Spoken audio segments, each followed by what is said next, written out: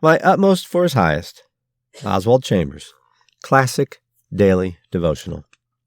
November 15th. What is that to thee? Lord, what shall this man do? What is that to thee? Follow thou me. John 21:21 and 22.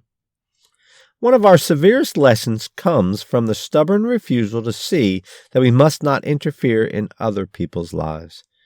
It takes a long time to realize the danger of being an amateur providence, that is, interfering with God's order for others. You see a certain person suffering, and you say, "He shall not suffer, and I will see that he does not."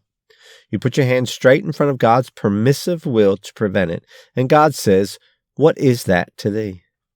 If there is a stagnation spiritually, never allow it to go on, but get into God's presence and find out the reason for it.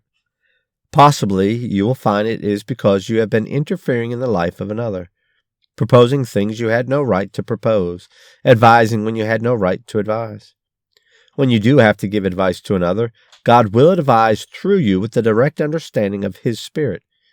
Your part is to be so rightly related to God that His discernment comes through you all the time for the blessing of another soul.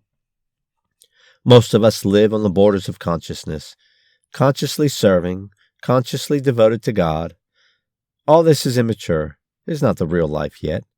The mature stage is the life of a child which is never conscious. We become so abandoned to God that the consciousness of being over never enters in.